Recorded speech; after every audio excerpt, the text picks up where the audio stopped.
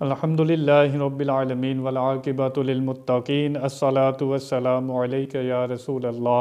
میرے محترم سامعین و ناظرین، السلام علیکم ورحمۃ اللہ وبرکاتہ۔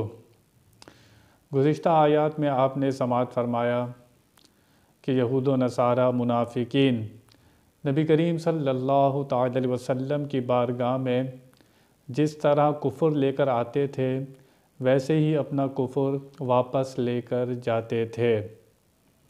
حضور کی صحبت سے، حضور کے پاس آنے سے انہیں کوئی فائدہ نہیں ہوتا تھا۔ اس کی وجہ یہ تھی کہ ان کی نیت ٹھیک نہیں تھی، فیض لینے کی نیت نہیں تھی، ادب فرما برداری کی نیت نہیں تھی، نیت تھی دھوکہ دینے کی۔ تو جب بندے کی اپنے ارادے، نیتیں خراب ہوں تو وہ کسی سے بھی فیض حاصل نہیں کر سکتا۔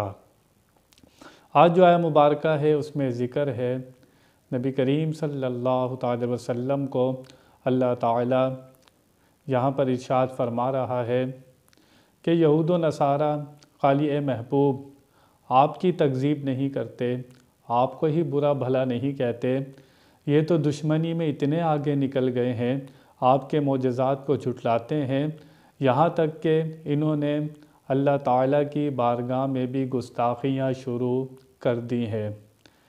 یہ ایسے گستاخ ہو گئے کہ اللہ تعالیٰ کو ماننے کا دعویٰ کرتے ہیں لیکن یہ گستاخیاں اللہ کی بھی کرتے ہیں۔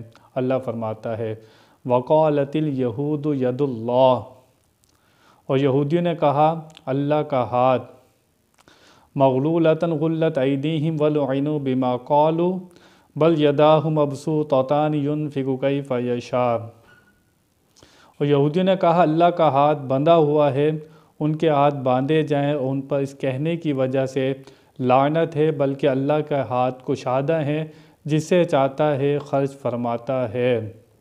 وَلَيَزِيدَنَّ كَثِيرًا مِّنْهُمْ مَا أُنزِلَ إِلَيْكَ مِن رَّبِّكَ طُغْيَانًا وَكُفْرًا، اور اے حبیب یہ جو تمہارے رب کی طرف سے نازل کیا گیا ہے یہ ان میں سے بہت سے لوگوں کی سرکشی اور کفر میں اضافہ کرے گا، اور ہم نے قیامت تک ان میں دشمنی اور بغض ڈال دیا۔ جب کبھی یہ لڑائی کی آگ میں بھڑکاتے ہیں تو اللہ اسے بجھا دیتا ہے، اور یہ زمین میں فساد پھیلانے کے لیے کوشش کرتے ہیں، وہ اللہ فساد پھیلانے والوں کو پسند نہیں کرتا۔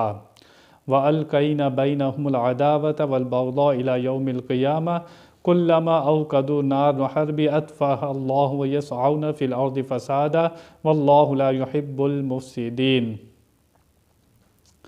جب نبی کریم صلی اللہ تعالی وسلم کی گستاخی کی تو ساتھ ہی اللہ تعالیٰ کی بھی گستاخی کی۔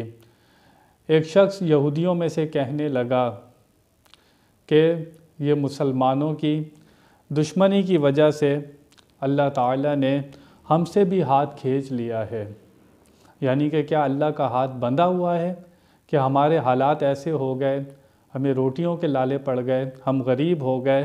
تو اللہ نے فرمایا اللہ کا ہاتھ بندھا ہوا نہیں ہے، اللہ جسے چاہتا ہے بے شمار رزق عطا کرتا ہے، بے شمار عطا کرتا ہے۔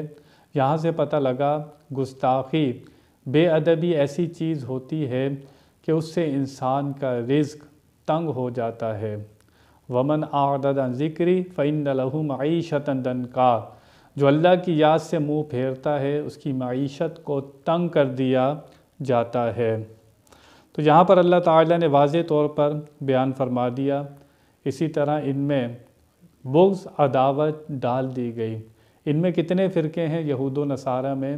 خالی مسلمانوں میں اتنے فرقے نہیں، ان میں خود اتنے فرقے ہیں، اور یہ اسی کی آگ میں جلتے رہیں گے یہاں تک کہ انہیں دوزخ میں ڈال دیا جائے گا۔ اور یہ فساد پھیلانے والے ہیں، اللہ تعالیٰ فساد پھیلانے والوں کو پسند نہیں فرماتا۔ اللہ تعالیٰ نے یہاں پر جو اللہ تعالیٰ کے لیے گستاخی کرتے ہیں واضح طور پر بتا دیا، اے محبوب یہ خالی آپ کے ہی گستاخ نہیں ہیں، یہ اللہ کے بھی گستاخ ہیں۔ اللہ کے لیے ہاتھ ثابت کیا، پھر کہا کہ اللہ کا ہاتھ بندھا ہوا ہے۔ یہاں پر یاد رہے کہ اللہ تعالیٰ جسمانیات سے پاک ہے، جس طرح ہمارا جسم ہے ایسا اللہ کا جسم نہیں ہے۔ اللہ تعالیٰ سمتوں سے پاک ہے۔ ہم یہ نہیں کہہ سکتے کہ اللہ تعالیٰ اوپر ہے۔ اللہ تعالیٰ ہر جگہ ہے، اللہ تعالیٰ ہر جگہ میں نہیں ہے۔ ہم یہ نہیں کہہ سکتے کہ اللہ تعالیٰ اس طرف ہے، اس طرف ہے، اشارہ نہیں کر سکتے۔ اللہ کا ہاتھ نہیں بتا سکتے جیسے ہماری انگلیاں ہیں، ہمارا ہاتھ ہے، ہماری آنکھیں ہیں۔ ہم اپنی آنکھوں پر اللہ کی آنکھوں کو قیاس نہیں کر سکتے۔ جیسے ہم بولتے ہیں ایسا بولنا اللہ پر قیاس نہیں کر سکتے۔ وہ اللہ تعالیٰ اپنی شان کے مطابق، اس کا دست قدرت کہتے ہیں، جہاں پر قرآن میں ذکر آئے وہاں سے مراد ہے اس کا دست قدرت، اپنی شان کے مطابق۔ اللہ جانتا ہے، کوئی بندہ جاننے کا دعویٰ نہیں کر سکتا۔ جو اللہ تعالیٰ کا جسم مانے تو وہ اللہ تعالیٰ کے بارے میں صحیح عقیدہ نہیں رکھ سکتا۔ اگر جسم مانے گا، جسم محتاج ہوتا ہے، اللہ تعالیٰ محتاج نہیں ہے۔ ہم آنکھوں کے محتاج ہیں، آنکھیں نہ ہو تو ہم دیکھ نہیں سکتے، زبان نہ ہو تو ہم کلام نہیں کر سکتے۔ اللہ تعالیٰ اس طرح جسم سے پاک ہے۔ جو اللہ تعالیٰ کے لیے جسم کا عقیدہ رکھتا ہے وہ اپنے ایمان کو خطرے میں ڈالتا ہے۔ اللہ تعالیٰ سے دعا ہے کہ وہ ہمیں صحیح عقیدوں پر قائم رکھے۔ بیان میں کوئی غلطی ہوئی اللہ کی بارگاہ میں توبہ کرتا ہوں۔ وآخر دعوانا ان الحمد للہ رب العالمین۔